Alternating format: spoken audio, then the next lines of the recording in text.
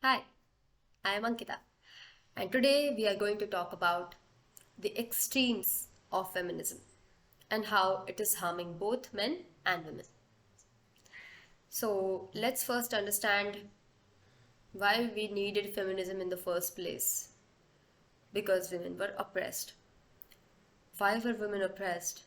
Because there was somewhere a man or a few men which thought feminine, because it's soft, is weak, so we can rule over them. Because we are mostly in the leadership role, so might as well take advantage of that and use women to get the benefit out of them. What will they do? They are not strong physically as us. And that kind of thinking gave rise to the oppression of women. And because of that prolonged oppression of women, women were sick and tired.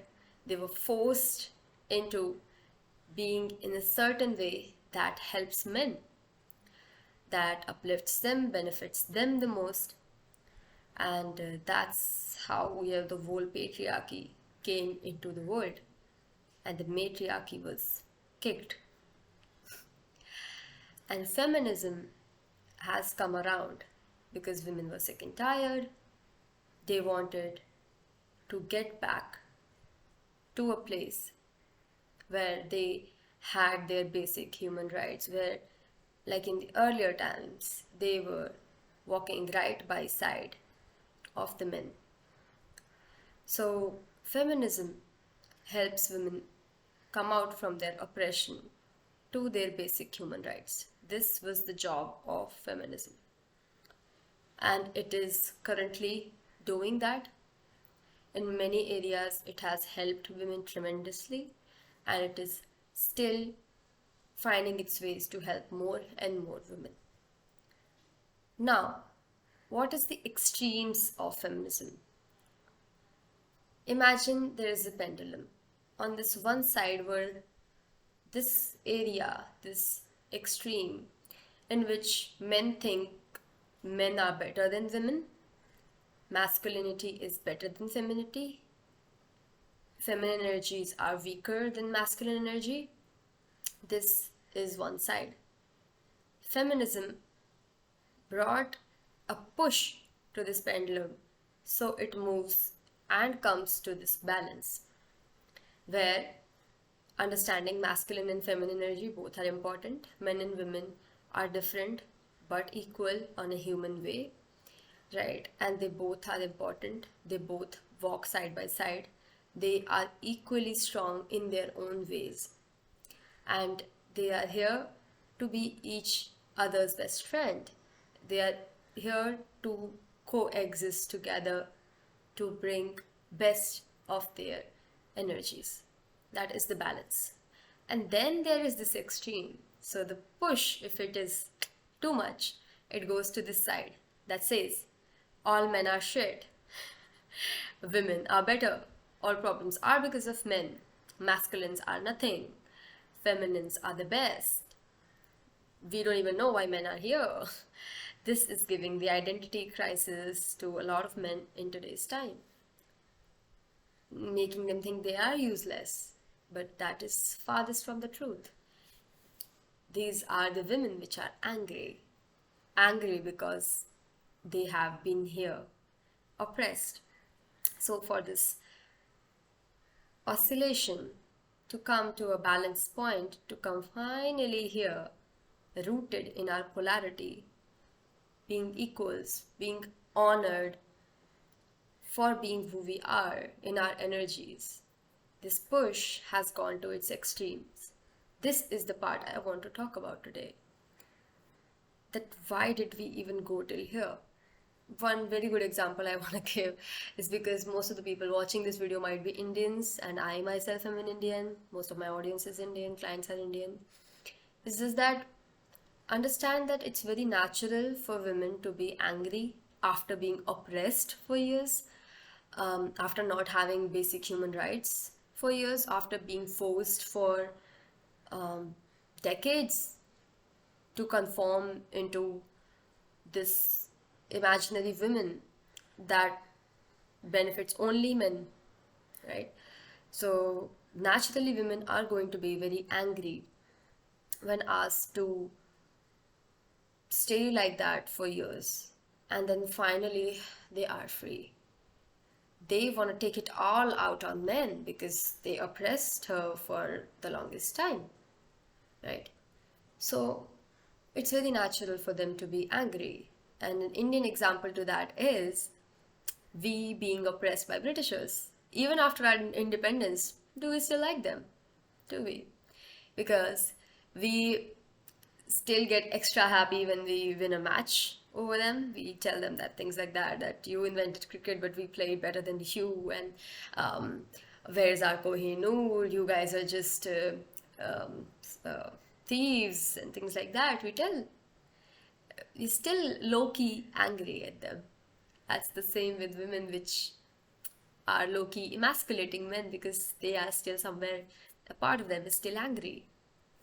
And that's what happens when you come out of oppression. You can take your own example with the Britishers' case. So, yes, so it's unrealistic to think that the moment a woman comes out of oppression, she's going to start becoming very soft, very feminine, and will start to love men. No, men oppressed her. They saw the opportunity and they oppressed her. So, she's going to have to take a journey to get to that softness. So a lot of women will first get angry, lots of anger. They want revenge. A lot of them will take time to soothe that anger, get that anger out of their system. And God knows what all they will do. So some will take weeks, some will take months, some will take years, some will even take lifetimes to get that anger out. Depends on how much they were oppressed, for how long they were oppressed, what all happened to them. This I want you to understand by knowing that our soul keeps taking the journey. You will be thinking that, how angry can you be, Ankita? You are in your 20s. But my soul has taken many journeys before this, and so has yours. So has of every woman here. So she carries a lot of anger from the previous lifetimes as well. If they had oppression involved, the feminine's oppression involved in that. And that is the case for many women. So, understanding that this is the place from where this anger comes, and this is how it harms men, is that when they are on the receiving end of this anger, they're like, all right, so my grandparents or grandfathers did this, so I deserve it now. Do I just take it all on me? I will not suggest that. I will tell that you have your own boundaries. Just because this woman went through all that doesn't mean you have to be the sounding board, or you have to be the pillow on which she's gonna punch, or you have to be, you know, the doormat who's gonna take it all in. No, you can have your boundaries, you can have your respect, okay? But this video is just for you to understand from where this is all coming from. If you can hold some compassion for what she has gone through, that's all this video's motto is. And in what way this extreme of the feminism, this extreme now, which I was talking about, where we think men are shit and things like that, a woman feels unsafe in this world. Men are the protectors of the world. They are who because of which we sleep soundly in our bed. That they are on the borders or they are anywhere, because of which the children and women are able to live in today's world. They keep us safe from terrorists, fires, all kind of dangers in there. But a woman, if stops trusting men, she feels deeply alone, and she feels so disconnected from her nature, which is soft, and she becomes very hardened. She wants to do all the deadlifts by herself, and she wants to tell everyone that nobody can touch her, do this, do that. And she becomes very untrue to herself, her nature. She also knows this is not her. This is her defense. This is her proving a point that I don't need saviors like you. I don't need people like you to keep me safe because you betrayed me. Earlier, also, I trusted you, but you thought you took my softness as weakness and you tried oppressing me. That is the pattern a lot of women live with, and they try to be hyper masculine. She's like, I do my own business, I run my own thing, I have my own jet, I have my own car, I have men are shit, men are not needed for anything. And in all this, she is actually living her sad story. That is, she feels deeply alone. She cannot trust any man. She cannot never relax because everything is on her. How does she soften? How does she relax? How does she let her shoulders down? How does she do that? So that's how the extremes of feminism harm both men and women. To men, my advice is to start learning and practicing boundaries, okay? To save your masculinity, to save your man, the man in you, right? Um, from all these angry, revengeful women, which are here to attack you back, right? And if they even do, you understand from this places it's coming, but doesn't mean you have to take it all on you, okay? And for the women, the extremes of feminism is for them to understand the real reason why they are saying all this because somewhere a man betrayed us, but not all men are the same, and it's us who need to learn the difference because we need to choose which man will be with us in our life, which will not be, or will there be any man, in your life. So we need to take therapy or do whatever work we need to get this anger out, so we can live a life that is true to ourselves, and we can be true to our feminine nature. We can relax, we can soften, and with that softness, open a way for a safe man to be in. Maybe you have always seen a man which is strong and that ends up being unsafe. But there are a lot of strong and safe men as well. But for them to exist in your life, they have to first exist in your head. And for that, we got to do the work.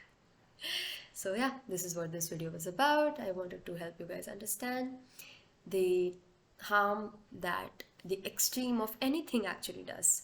And this was the extreme of feminism. The polarity we need to come back to is the center, and feminism is going to help us because this pendulum is slowly gonna come here. Yes.